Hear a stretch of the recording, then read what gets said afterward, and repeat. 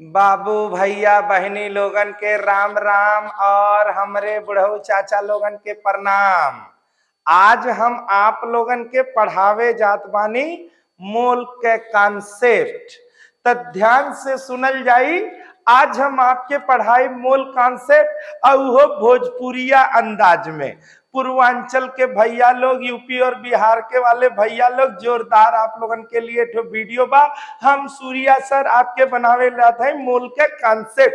तो हो जाई तैयार और फिर करल ना जोरदार मस्ती मोरे यार। तो देखल ना मोल के कॉन्सेप्ट। तो आज ही मोल कॉन्सेप्ट का होला।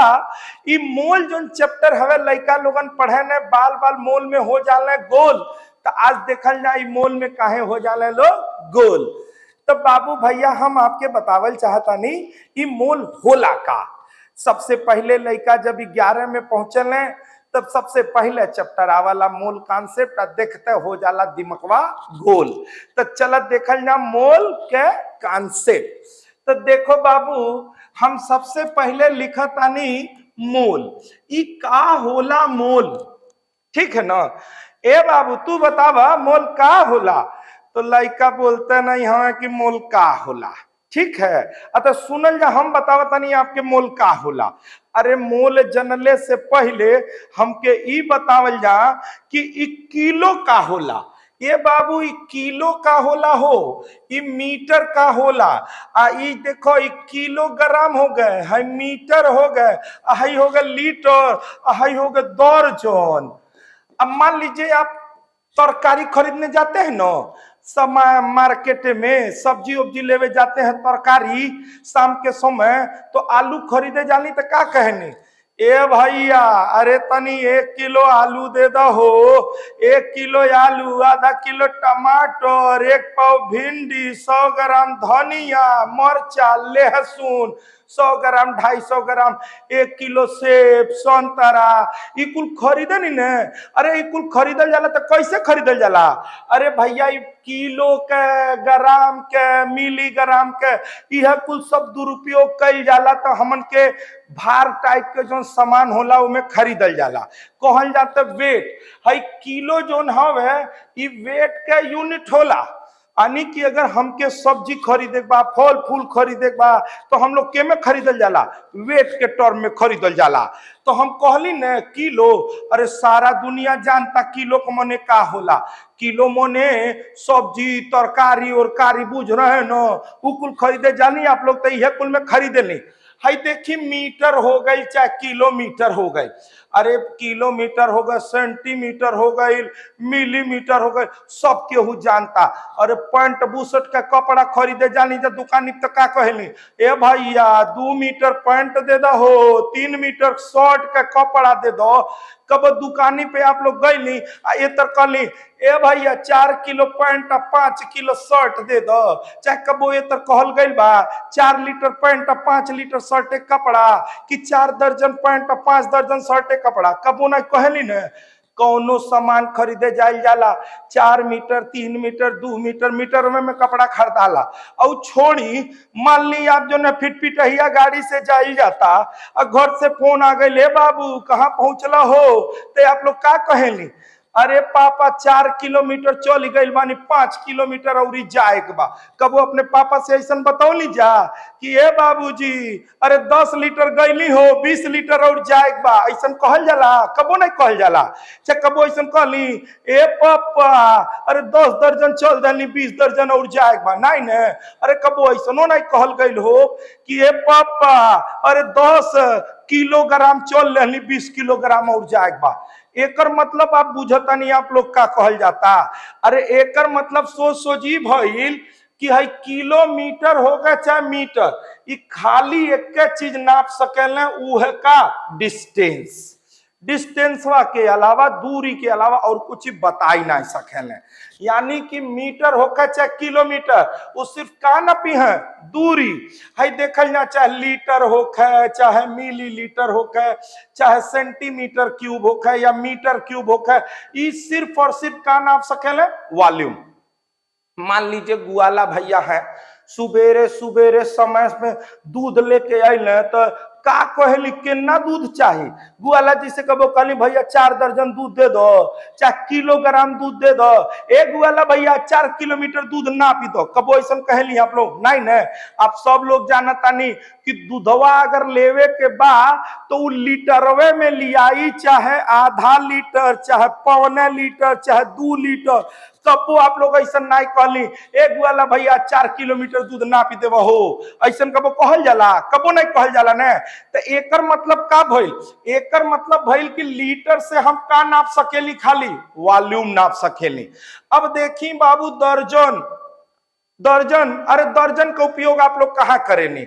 अरे बाबू कबो आप लोग केरा ओरा लेवे जात हो में तो सड़किया पे ठेलवा जो केरवा लगल रहला उसे का कहली, ए भैया 4 लीटर केरा दे दो, कि 4 किलोमीटर केरा दे दो, कि 4 किलोग्राम केरा दे दो, ऐसा केहू नहीं कहला। सबको लेहू यह कहला, ए भैया अरे 1 दर्जन, 2 दर्जन, 3 दर्जन, 4 दर्जन, अपने सुविधा अनुसार जितना खैले का कैपेसिटी आपके अंदर होक है उतना कैपेसिटी के आप लोग केरा ओरा खरीद के घरे ले जाली।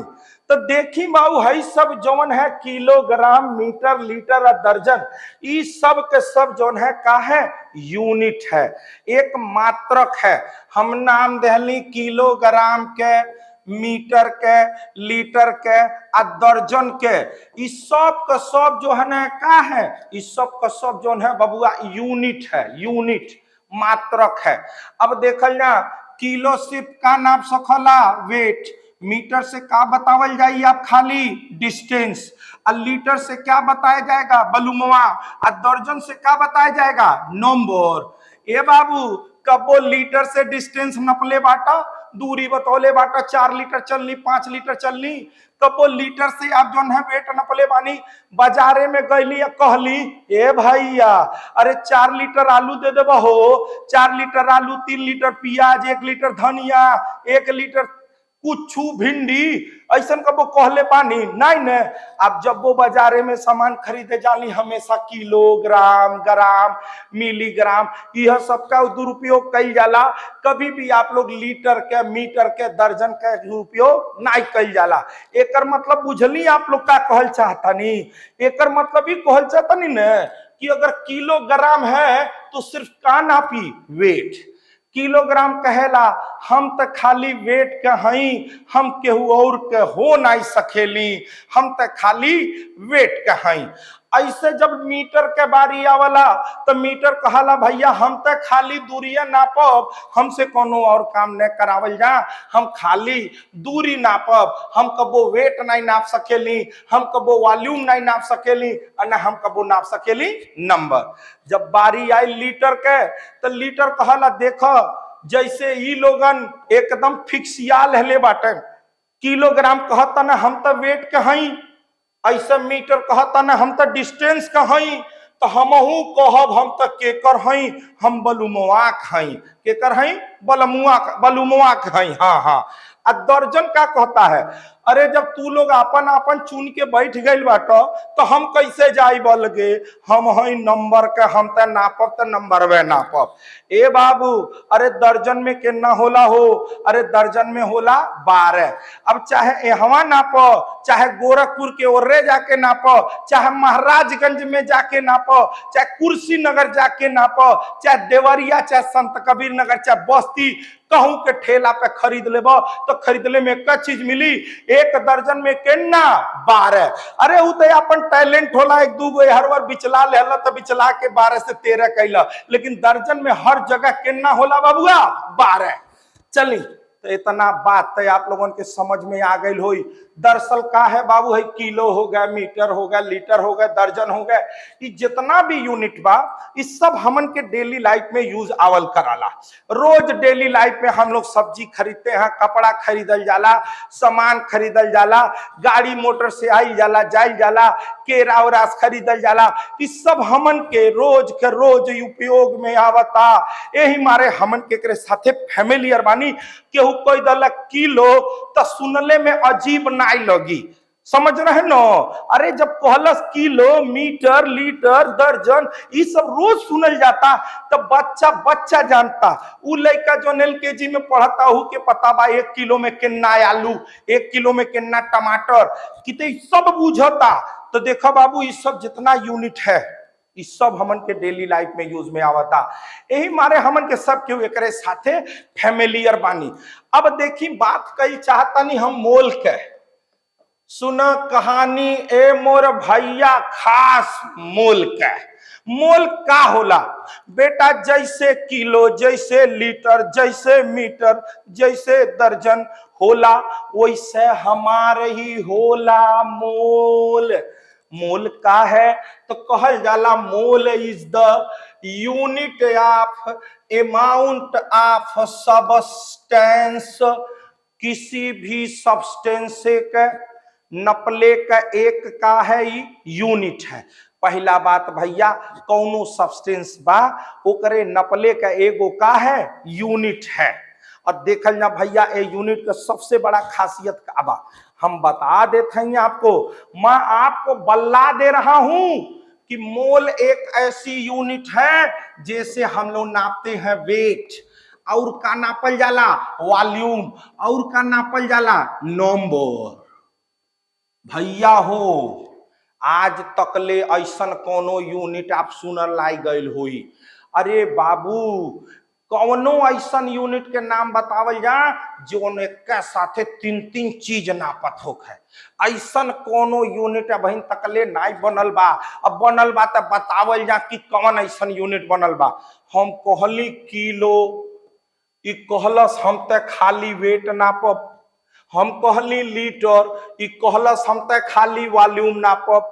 हम कहली मीटर, ई कहलस हम ते खाली डिस्टेंस नापब। हम कहली दर्जन, ई कहलस हम ते खाली नंबर नापब। एकरे अलावा और कुछ नाप सकेली? कहलस ना। हम कहली काय किलो डिस्टेंस नापब? कहता नहीं। हम कहली 1 किलो नंबर नपबो? कहता नहीं। हम कहली 1 किलो वॉल्यूम नपबो? कहता नहीं। हम कहले अच्छा ठीक बा। अब कहली ये मोल, मोल हो, अरे तू का नब्ब? मोल कहता हम तब वेट बताई, वॉल्यूम बताई बा, नंबर। तो देखल जा बाबू, अगर मोल कॉन्सेप्ट चैप्टर आपके समझे खोक है तो सबसे पहला बात ये बुझ जाए ना मोल का है। मोल एगो यूनिट हवे, मोल एगो यूनिट हवे। और ए यूनिट के सबसे बड़ा खासियत ही बा कि ये वेटो नापला, वॉल्यूमो नापला, और नंबरो नापला। हम लोग कहल जाला 1 मोल में ऑक्सीजन के जवन वेट होला वो ओकरे मॉलिक्यूलर वेट के बराबर होला। 1 मोल में ऑक्सीजन गैस के एसटीपी पर जो वॉल्यूम होला वो 22.4 लीटर के बराबर होला।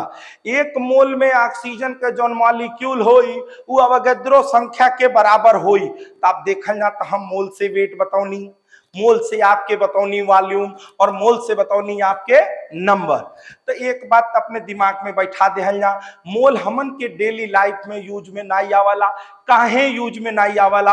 काहे कि मोल से, मोल जोन है इतना बड़ा संख्या बा कि उस संख्या के हम लोग डेली लाइफ में यूज नहीं कल जा सकला। हम कहीं जा बतावा 1 मोल केरा लेके आवा, अब 6.023 10 टू पावर 23 इतना केरा जाए पूरा मोहल्ला बनाना सेक पिए लगी। तब बतावा इतना बड़ा संख्या बा कहवा यूज कल जा? तो बाबू देखा, ये हमारे चैप्टर में केमिस्ट्री के अलावा कहीं और यूज में अबे नहीं करला। यही मारे जौन बात उनकी मोल के यूज हमन के कम कल जाला। यही मारे लइकन के दिमाग में मोल हो जाला गोल गोल, मोल हो जाला गोल गोल। तो आज हम आपके बतावत हैं मोल नहीं होए चाहिए गोल, क्योंकि मोल एक ऐसन यूनिट है जैसे नापल जाता वेट, वॉल्यूम और नंबर। तो देखिए बाबू, ये चैप्टर में पहला बात आपके क्लियर का होने चाहिए, होवे चाहिए कि बाबू मोल से वेट के का रिश्ता बा, मोल से वॉल्यूम के का रिश्ता बा, और मोल से नंबर के का रिश्ता बा। कहले का मतलब हमारी है बाबू, मोल से वेट के कौन रिश्ता बा और वेट से मोल के कौन रिश्ता बा, मोल से वॉल्यूम के कौन रिश्ता बा, वॉल्यूम से मोल के कौन रिश्ता बा, मोल से नंबर के कौन रिश्ता बा, नंबर से मोल के कौन रिश्ता बा। सीधा सीधा बात अगर बूझल जाए आप लोग तो हम कहली, जैसे मान लीजिए है जोन मोल है, मोल एगो है बच्चा, मोल क्या है बाबू, बच्चा। अब मान लीजिए है जोन वेट हमें ई मोल के लगल मामा, अगर ई लइका के ई लगल मामा तो मामा के बच्चा का भइल भांजा।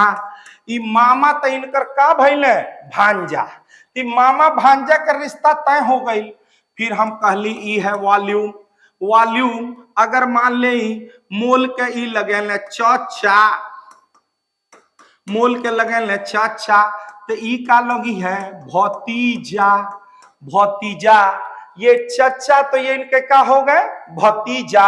ऐसे अगर हम कहीं नंबर के बारे में, अगर ई मोल के लगल मौसा तो भैया ई इनकर का भइल भतीजा। तो देखिए ये आपस में इनका रिश्ता बैठा था कि नहीं, एकदम चकाचक रिश्ता बैठल बा। है मामा ते भांजा, है चाचा ते भतीजा, है भतीजा ते ये मौसा, इनकर आपस में रिलेशन तो बैठ गई। रिलेशन बनौले के बाद एक बात और बुझल जा, चाचा या मौसा में भी तय आपस में कोनो रिश्ता होइबे करी, और ई मौसा या मामा में भी तो कोनो रिश्ता होइबे करी, आई मामा और चच्चा में भी तो कौन रिश्ता होइबे करी। यानी ई सब लोगन के आपस में जो रिश्तेदारी बा, जहिया ई रिश्तेदारी आपके समझ में आ गई, बूझ लेवल जा वही दिने मोल कॉन्सेप्ट के कौनो सवाल होई, कहीं आपके नाही गड़बड़ाई, सवाल फटाफट लग जाई, खट दे लगाएंगे फट दे सवाल सॉल्व हो जाएगा। जब बच्चे सबका रिलेशन समझ जाएगा तो सवाल को फटाफट लगाएगा। तो आप एक बात बूझ जाइए, मोल कॉन्सेप्ट समझ में आना है, उसके पहले ये सारी रिश्तेदारी को निभाना है। रिश्तेदारी क्या बनाएंगे, अरे मोल से वेट, वेट से मोल क्या रिश्ता कहलाता है, मोल से वॉल्यूम, वॉल्यूम से मोल का क्या रिश्ता आता है, मोल से नंबर और नंबर से मोल का क्या रिश्ता आता है। और जब सारा रिश्ता तुमको समझ में आ जाता है तो उसी दिन मोल का गोल होना खत्म हो जाता है। तो चलिए भाई हमन के बतियावल जा, एक एक जने का रिश्ता पकड़ल जा और रिश्ता के जो है बतियावल शुरू कर जा। तो सबसे पहले हम बतियावल चाहते हैं मोल से वेट, कि मोल से वेट के का रिश्ता होला। तो चलिए अब हम लोग मामा और भांजा को सिर्फ बुलाते हैं। हमने कहा मोल से वेट बताना है, इसके लिए क्या गाना गाना है। मोल से वेट बताना है तो एकरे खरतीन कौन कौन गाना गाना है, हम आपके बतावल चाहता नहीं। मोल से वेट कैसे आवला तो सुनल जा, कहल जाला one mole of any substance having wait बराबर, अरे एटम हुई है तो एटॉमिक वेट, और अगर मॉलिक्यूल हुई है तो मॉलिक्यूलर वेट। अगर एटम हुई है तो एटॉमिक वेट, मॉलिक्यूल हुई है तो मॉलिक्यूलर वेट। लइका कहला कैसे पता चली, ये बाबू है देखो सोडियम अकेले बा एटम है, एटॉमिक वेट 23, ऑक्सीजन के होला 16, सल्फर के होला 32, हाइड्रोजन के होला 1, मैग्नीशियम के 24, एल्यूमिनियम के 27, क्लोरीन के 35.5, और देखल जा जिंक के 65.3, कॉपर के 63.5। ठीक है बाबू, क्लोरीन के 35.5। ये सब जो हम लिखले बानी एटम, और एटम का हो गई एटॉमिक वेट। मान लेहल जा हम कहली आपसे जा एक मोल सोडियम लेके आवा, आप क्या कहनी है, एक मोल में केहू होखे, केहू मने चाहे सॉलिड होका, चाहे लिक्विड होका, चाहे गैस होका, एक मोल में जवन वेट होला ऊ होला एटॉमिक वेट के बरोबर। यानी अगर मोल से वेट बतावे के बा तो हमके का पता होए के चाहिए, एटॉमिक वेट। अगर मोल से वेट बतावे के बा तो हमके का पता होवे के चाहिए, एटॉमिक वेट। अब जैसे हम आपसे कहली जा बाबू जा, 1 मोल सोडियम लेके आवा, टपाक दे कितना लेके आवा 23। हम बोलनी 1 मोल ऑक्सीजन लेके आवा, कितना ले आवा 16 ग्राम।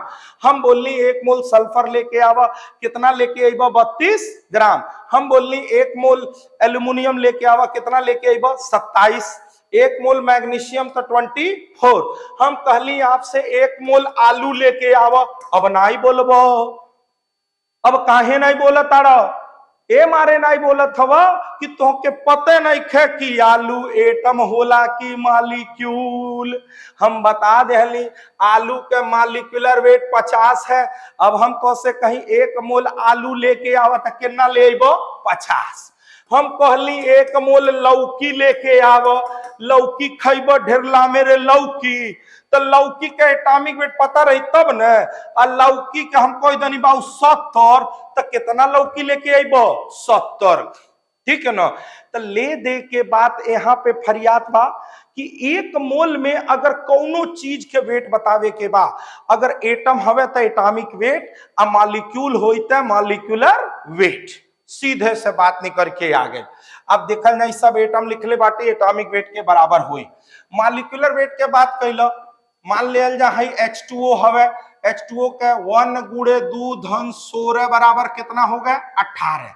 ऐसा निकरबा CO2 के I44, HNO3 के निकरबा I63, NaOH के निकरबा I40, C6H12O6 के निकरबा I180, C12H22O11 के निकरबा I342, Na2CO3 के निकरबा I106, ठीक है। H2SO4 के निकरबा I98, इसी तरह H2S के निकरबा I34।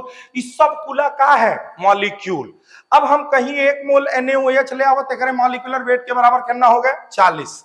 1 मोल H2S लेके आओ तो कितना होगा 34। 1 मोल H2SO4 लेके आओ तो कितना हो गया 98। 1 मोल Na2C3 लेके आओ तो कितना हो गया 106।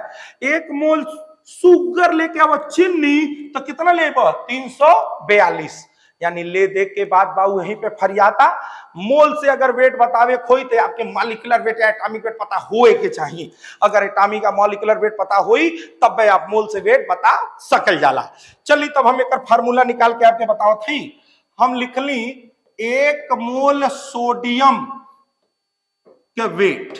अब 3 सवाल कल जा, भैया मोल किसका दिया है, जवाब आइल सोडियम का।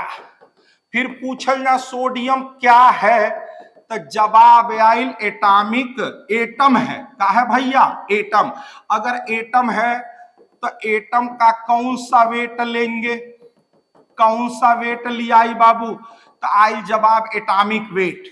कौन सा वेट भैया एटॉमिक वेट। यानी कि 1 mole sodium having weight is equal to 23, मतलब ये है इसका एटॉमिक वेट। तो 2 मोल का वेट कितना होगा 2 इंटू एटॉमिक वेट। हम कहें n मोल हो तो वेट कितना होगा n इंटू एटॉमिक वेट। ले दे के फार्मूला निकल के यहाँ पर आ गया, वेट बराबर मोल इंटू एटॉमिक वेट। वेट बराबर मोल इंटू एटॉमिक वेट। आप कहेंगे क्या कहल जाई, अरे भैया एटॉमिक वेट हमको पता है, एटॉमिक वेट हमको पता है। आप मोल देंगे तो हम वेट बताएंगे, वेट देंगे तो मोल बताएंगे, ये देंगे तो वो बताएंगे, वो देंगे तो ये बताएंगे। तो बाबू देखा पहला फार्मूला निकल के आ गया, weight equal to mole into atomic weight. चल जा, मान लीजिए अगर हम कहते 1 मोल H2O का वेट, तब चुपचाप कहते मॉलिक्यूलर वेट के बराबर। हम कह देते 2 मोल का कितना हुई 2 इंटू मॉलिक्यूलर वेट के बराबर। हम कह देते n मोल का कितना हुई n इंटू मॉलिक्यूलर वेट के बराबर। यानी फार्मूला निकल गई वेट बराबर mole into molecular weight, wait बराबर मोल इंटू एटॉमिक वेट। अब देखल ना हमके मॉलिक्यूलर वेट पता बा, एटॉमिक वेट पता बा। मोल देंगे तो वेट बताएंगे और वेट देंगे तो मोल बताएंगे, हाई देंगे तो हाई बताएंगे, हाई देंगे तो हाउ बताएंगे। मान ली हम आपको दिए 1/3 मोल सोडियम दे दिए। बाबू क्या दिए हैं मोल। वेट बराबर मोल इंटू, ये है भैया एटम तो लिखेंगे एटॉमिक वेट, 1/3 इंटू 23 मोल दिए थे आपने, क्या बता दिया वेट। मान ले हम जहां देहले बाटी 1/3 मोल H2SO4, आप फार्मूला लिखेंगे वेट बराबर मोल इंटू मॉलिक्यूलर वेट। मोल कितना है 1/3, मॉलिक्यूलर वेट आ गया 98। तो अभी तक हमने आपको का देहली, हम आपके का देहली बेटा मोल देहली, आप का बतावल गई वेट बतावल गई। ऐसे अगर मान ले हम आपके वेट दे दी, आप का बता दे मैं वॉल्यूम वेट। अगर वेट दे तो मोल बताई मैं कैसे, देख फार्मूला होला नंबर ऑफ मोल बराबर दिया हुआ वेट बराबर एटॉमिक वेट या मॉलिक्यूलर वेट। यहां पे दिया गया है 8 ग्राम ऑक्सीजन, ऑक्सीजन क्या है गैस, तो आप लिखल ना मोल बराबर, अरे वेट कितना दिया है, कैसे पता चला वेट दहले बा, अरे है ग्राम है, ग्राम यह बतावा था वेट दहले बा। यहाँ लिखल गई 8 ग्राम और यहाँ पे लिखल गई 32, तो ये हो गई 1/4 मोल। तो वेट से का आ गई मोल। सपोज कल जा हम दे दी 10 ग्राम ऑफ NaOH, अब यहाँ नंबर ऑफ मोल कैसे आ जाए 10/40 बराबर 1/4 मोल। बोले ना बाबू, तो देखा ना हम दो चीज आपके बता देली, कैसे निकली, कैसे निकली मोल से वेटवा कैसे निकली, फिर वेटवा से मोलवा कैसे निकली। यानी मोल से बता देली वेट और वेट से बता देली मोल। तो चल जा एक रिश्तेदारी खत्म भइल, मामा के भांजा, भांजा के मामा। अब देखल जा दूसरा रिश्ता हम आपके बतावे जाता नहीं, ध्यान से तनी सुनल जाई। मोल से वॉल्यूम कैसे आई, कैसे आई, कैसे आई, मोल से वॉल्यूम भैया कैसे आई। अब सुनल जा, कहल जाला 1 mole of any gaseous substance STP पर वॉल्यूम 22.4 लीटर। एक मोल में कौनो गैस हुक है STP पर ओकर वॉल्यूम होला 22.4 लीटर। अब देखिए बाबू, जैसे ही लाइन हम पढ़ ली हमारे दिमाग में 3 सवाल भनभना गए। सवाल नंबर 1 STP का होला, सवाल नंबर 1 STP का होला। सवाल नंबर 2 गैसवे का काहे बात होता भैया, सॉलिड और लिक्विड का अनाथ रहेंगे। अब सवाल नंबर 3 कहवा से आइल बा 22 लीटर, कहवा से आइल बा 22.4 लीटर। अरे 3 गो सवाल आके दिमाग खलबलैले बा, कहवा से आइल बा 22.4 लीटर। अब तीनों सवाल के जवाब हम बताई, ध्यान दिया भैया यहाँ जोर से लगाई। देखा भैया सबसे पहले STP या बताई, STP का मतलब स्टैंडर्ड टेम्परेचर और का हुआ प्रेशर। स्टैंडर्ड टेम्परेचर प्रेशर, जहां टेम्परेचर को लेते हैं हम 0 डिग्री सेल्सियस और केल्विन में लेते हैं तो बेटा 273 केल्विन। प्रेशर की जब बात होती है तो प्रेशर होता है बेटा 1 एटमॉस्फियर। तो ले देके बेटा STP का मतलब हुआ स्टैंडर्ड टेम्परेचर और प्रेशर। एक नाम और बतावल जाता है SATP। आप लोग जानते हो मैं SATP का होला, अरे का होला जे के नहीं पता है कोई शॉर्ट ऑफ, अरे नहीं रे बाबू शॉर्ट ऑफ नहीं, स्टैंडर्ड एम्बिएंट टेम्परेचर प्रेशर, दोनों में अंतर खाली ये ना होला, यहाँ पे टेम्परेचर 25 डिग्री सेल्सियस है, अब प्रेशर जोन है वो 1 एटमॉस्फियर है। प्रेशर हमारा 1 एटमॉस्फियर है और यहाँ पे भी प्रेशर 1 एटमॉस्फियर है। यहाँ टेम्परेचर हुआ 0 डिग्री सेल्सियस बा, वहां 25 डिग्री सेल्सियस बा, बस इतना अंतर दोनों में होला। तो पहला सवाल के जवाब मिल गई होई कि STP का होला। STP स्टैंडर्ड टेम्परेचर प्रेशर होला, जहां पे टेम्परेचर के 0 डिग्री सेल्सियस लेहल जाला। चलिए दूसरा सवाल हम बतावत हई भैया, PV = nRT के नाम तो सुनले गईल होई, अरे प्यार से के कहल जाला आइडियल गैस इक्वेशन, प्यार से बोलावल जाला आइडियल गैस इक्वेशन, और रिसियाऊ के बोलाएंगे तब वो बोलेंगे आइडियल गैस इक्वेशन। बाबू देखो ई जोन इक्वेशन है खाली गैस खर्तिन लगला, केकरे खर्तिन बाबू, गैस, गैस के अलावा कहीं कुछ नहीं लगावल जाई, गैस के खर्तिन खाली हमारी इक्वेशन आई। तो P for pressure, B for volume, N for number of mole, R for होला गैस कांस्टेंट, T फॉर होला टेम्परेचर।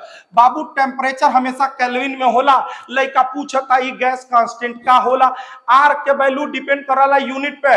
अरे बाबू के में लेहल चाहता तू लीटर एटमॉस्फेयर में, और लीटर एटमॉस्फेयर में लेहल चाहता तो 0.0821 लीटर एटमॉस्फेयर पर केल्विन पर मोल।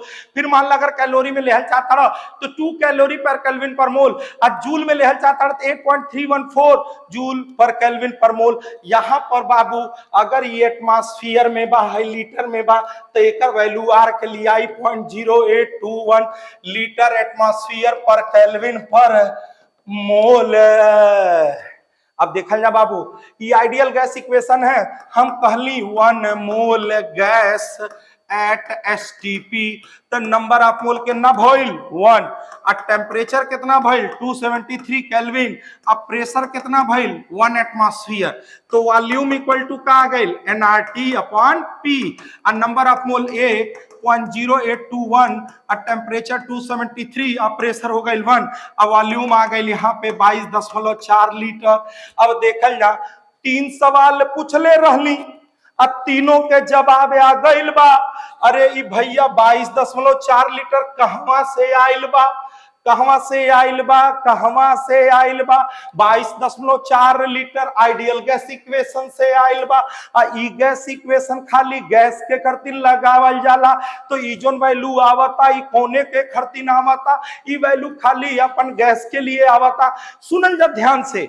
अरे बाबू 22.4 लीटर 22.4 लीटर कहां से आई? आइडियल गैस इक्वेशन से। आइडियल गैस इक्वेशन केकरे खातिर लगावल जाला? गैस के लिए लगावल जाला। तो ये जोन वैल्यू आइल बा 22.4 लीटर उ कोने खातिर लगावल गइल बा? ई गैस खातिर लगावल गइल बा। आपसे हम शुरुआत में 3 सवाल पूछनी कि एसटीपी का है, 22.4 लीटर कहां से आयल और खाली गैस के लिए कहां आयल। तो हम लोग कहल जाला कि भैया देखिए ई जुमन 22.4 लीटर आयल बा, वो आइडियल गैस इक्वेशन से आयल बा। आइडियल गैस इक्वेशन खाली गैस के लिए लगावल जाला, यही मारे 22.4 लीटर सिर्फ केकरे लिए यूज होई? गैस के लिए हुई। तो सीधी सी बात है भैया, दुनिया कौनो गैस हो, जैसे हम लिख ली 1 मोल CH4 एट एसटीपी, 1 मोल NH3 एट एसटीपी। अब दोनों देखी गैस अलगे अलगे बा, दोनों का मॉलिक्यूलर वेट अलगे अलगे बा। अब उसके बाद जौन बात उनकी देखिए दोनों के गला सब कुछ अलगे अलगे बा, तो टेम्परेचर यहाँ भी 0 बा, टेम्परेचर यहाँ भी 0 बा, प्रेशर यहाँ भी 1 बा, प्रेशर यहाँ भी 1 बा, आर के वैल्यू दोनों जगह सेम बा। तो V इक्वल टू nRT अपन का हुई P, और V इक्वल टू nRT अपन का हुई P। यहूं पे वॉल्यूम आई 22.4 लीटर और यहूं पे वॉल्यूम आई 22.4 लीटर। तो बाबू हमारे कहले का मतलब यह है, दुनिया के कौनो गैस होई 1 मोल में ओकर जौन वॉल्यूम होई 22.4 लीटर के बराबर होई। तो देखल ना बाबू, आज के सभा यहीं पे कई जाता हमन के समाप्त। और हम आपके बता दी आज हमन के भोजपुरिया मोल में का पढ़ल गई है। सबसे पहले तो हम आपके बतौली हैं कि ई मोल का होला। मोल एगो मात्रक है, एक यूनिट है, और ई यूनिट के सबसे बड़ा खासियत ई है कि ऐसे हम लोग वेट, वॉल्यूम और नंबर नापल जा सकला। लेकिन बाकी जोन यूनिट होला उसे हमन के जोन बा किलो से खाली का नापल जाई? वेट। किलो से का नापल जाई? वेट। लीटर से क्या नापल जाई? वॉल्यूम। और दर्जन से का नापल जाई? नंबर। और मीटर से का नापल जाई? दूरी। ओकरे बाद हम आपके रिश्तेदारी शुरू कैले रहली। रिश्तेदारी में जोन है कि आज आपके हम बतौली मोल से वेट के का रिश्ता होला और वेट से मोल के का रिश्ता होला, ये रिश्तेदारी आज आपके बतौली। फिर हम बतौली आपसे मोल से वॉल्यूम और वॉल्यूम से मोल। तो मोल से वॉल्यूम आपके बतावल गइल बा। अब एकरे आगे जोन बा और आप लोगन के मजेदार और मौज मस्ती वाला जोन है वीडियो आपको ऐसे ही मिलता रहेगा, समझ रहे हैं ना? तो मौज मस्ती वाला वीडियो बनता रहेगा। और जैले से पहले हम आप लोगन के एगो बात ही कहल चाहतानी, आप लोग ध्यान से सुनल जाई का बात हम कहल चाहतानी।